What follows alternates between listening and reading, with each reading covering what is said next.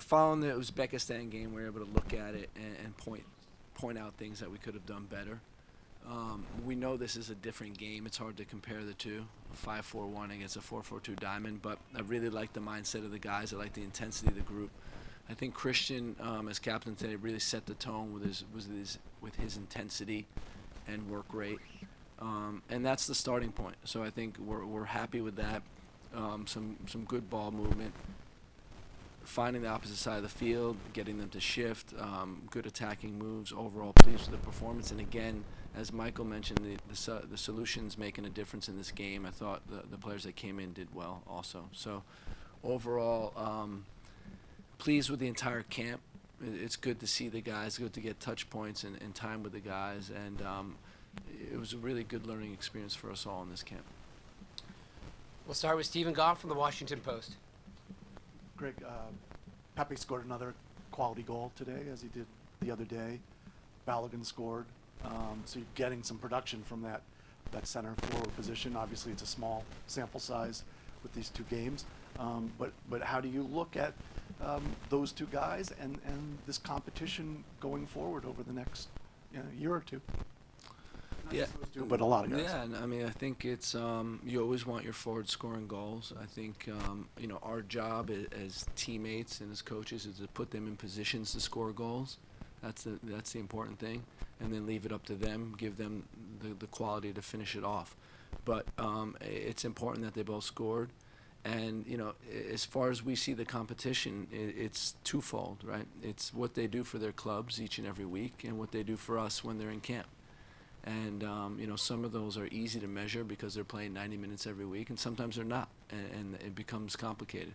But to me, it's more about how they work together, how they train, what their attitude is in camp, and what they bring to the team when they're on the field. And I thought, from a pressing standpoint, Ricardo did a great job. It's really good to see him playing full of confidence. That the move he had in the past to Weston, would have been a fantastic goal. And all you really want is your players to be confident, and Ricardo certainly is. Doug.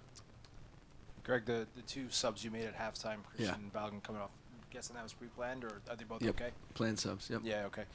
Second thing, the other night, it felt like after you got the opener, the team let off maybe a bit, and it didn't seem like that was the case at all. Last night you kept pressing forward. I mean, was that one of the things that you emphasized? Well, it wasn't specifically when we score, don't let up. It was like we need to bring more intensity than we brought last game. And we need to threaten the back line with runs behind their line more than we did last game. I thought that was really poor last game. And we need to be cleaner on the ball.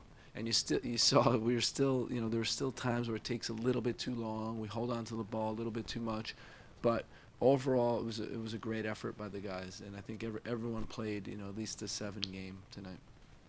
Greg, you've been very complimentary of the environment here in Minnesota when you guys have come. What did you feel about it tonight? I think that again, the crowd that was here was boisterous and supportive and pro USA, and this is a fantastic place to play, an amazing stadium. Great pitch, great locker rooms, great facilities. So, we love coming here, and we hope the fans appreciate us. Greg, you had talked yesterday about Oman's counterattack. Yeah. How did you feel you guys were able to contain them on the evening and limit their chances the way you did? So,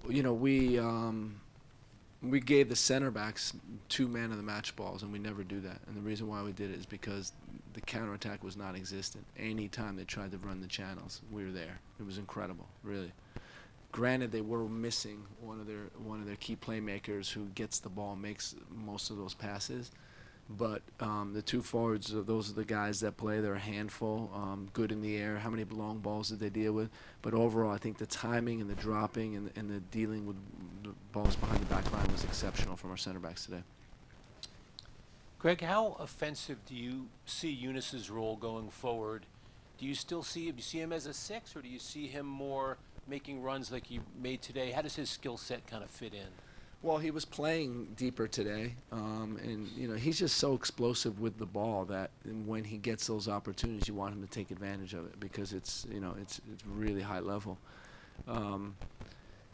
So today he played deeper out of necessity. Tyler's missing. Luka was a little bit banged up from last game, so we wanted to go with Malik, Weston, and Eunice, and I think he did a good job. For me, he's a quality player, and we're hoping that these 180 minutes over these last two games can really propel him into good fitness and really try to make an impact with his team in Milan. We'll go to questions from the virtual audience and begin with Jonathan Tannenwald from the Philadelphia Inquirer. Thanks, Michael. Great. Congratulations on the win. I'm going to not surprise you again and ask about Brendan Aronson. Okay, there we go. And the goal he scored tonight. Yeah. And just what you think it might do for his confidence with all he's been through over the last few months and now getting settled in Berlin. Yeah, Brendan's a guy, he's a security blanket for us. He's a guy that we know we can put in, and he gives the exact same effort every single time. And some games it's better than others, but it's never for lack of trying. And he's a fantastic player to coach, extremely coachable, great attitude. His teammates love him. And you really like when you can give a player like that an opportunity, he takes advantage of it. And I think he gave energy today. The energy levels didn't drop at all. And, he got a goal. He could have had another couple assists and stuff, but he did a good job. Next will be Kyle Bond from the Sporting News. Thanks, Michael. Thank you, Coach, for your time. I'm wondering, where you kind of cooked up Weston McKennie's role today, because it seemed like it was a very unique role, even for a unique player like him. Those long diagonal balls just seem to be turning Oman in knots. I guess the game plan was, we know a diamond, how they have to really commit to get to one side if they're going to put pressure. So we wanted to purposely go to one side, drag them over, and then we'd have two in midfield that their attacking mid would have a hard time dealing with, and we'd be able to switch the ball. So, fortunately, it worked out a number of times. I'm a little bit critical. I think it could have been even better and more effective. But overall, Weston was a key contributor to that. He saw the space and was able to take advantage of it. We'll go to Brian Sciaretta from American Soccer Now. Thank you, Michael. Greg, before camp started, when the roster was announced, you said with Christopher Lund you wanted to see if he could challenge to be that backup position behind Anthony Robinson. You got a good look at him tonight in this camp. He played, I would say, close to 100 minutes this camp over these two games. How would you say he did, and do you think he's helped himself in his to be part of his team moving forward in that role that you wanted to see him get an opportunity to push for? Yeah, I think it was a good starting point. I really do. What we've noticed with him is that his anticipation is really good. He's able to intercept passes, always on the front foot, solid on the ball, solid getting forward. Has a lot of verticality when he attacks. He made a good run into the penalty box. It was unlucky not to get his head on it. Overall, I think he played a solid game. It's a really good starting point for him in his first camp. We'll go to Kyle Bonagura from ESPN FC.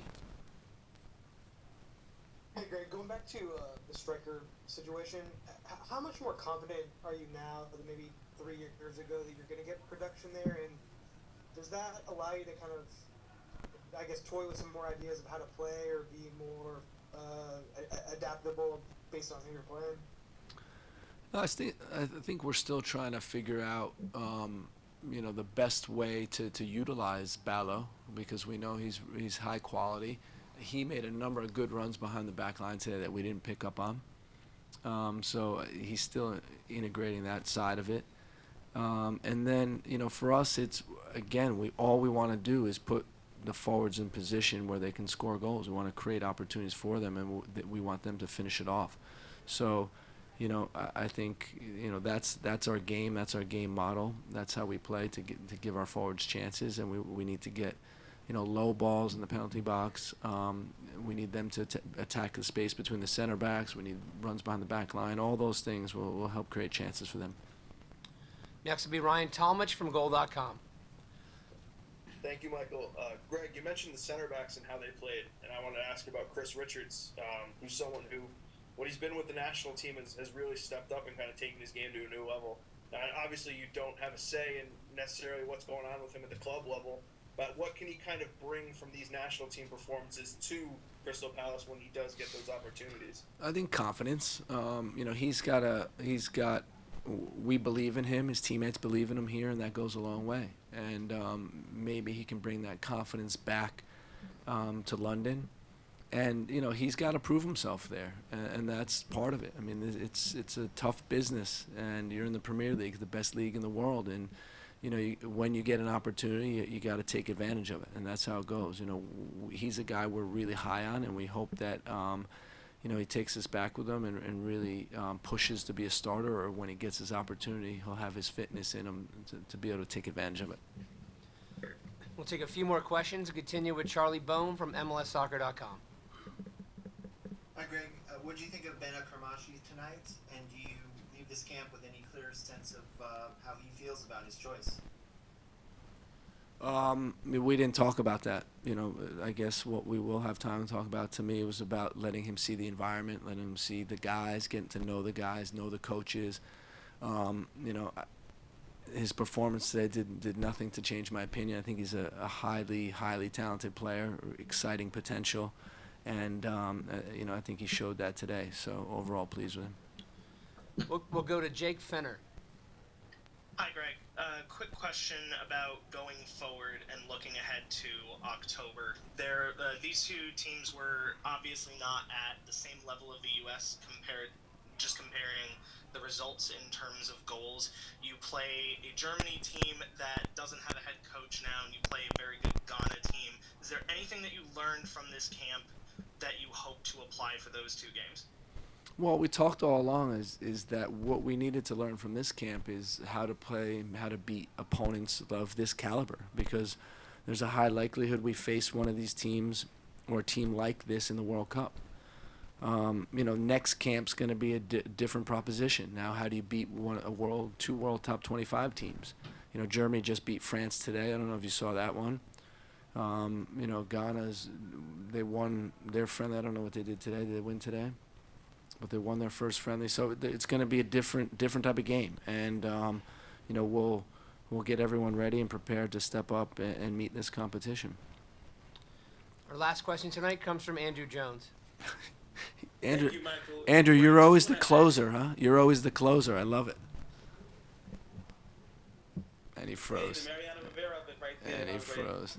Just want to ask you first with Kevin Paredes, how you thought about his substitute performance and the impact he made, as well as Weston talking with Brian Dunson after the game about how you want those transitions in terms of the overloads on certain sides of the field from the middle out wide. So you can talk about how you felt the spacing and just moving the ball around was in your mind. Yeah, so I think it depends on what side we were. We had more numbers on the right side of the field, able to overload a little bit more on the left side of the field. Weston did help out, and we had the three guys with Christopher there. But that's part of it, is how do we create numbers wide that we can either penetrate or then attract the opponent to switch field. And then with Kevin, I really like Kevin. I really like what type of talent he is. The whole coaching staff was pleasantly surprised with him this camp, how much he's matured since the last time we've seen him. And what you see is, I really liked his body language when pressing. He looked really aggressive and really energetic when he came in the game. So overall, happy with him.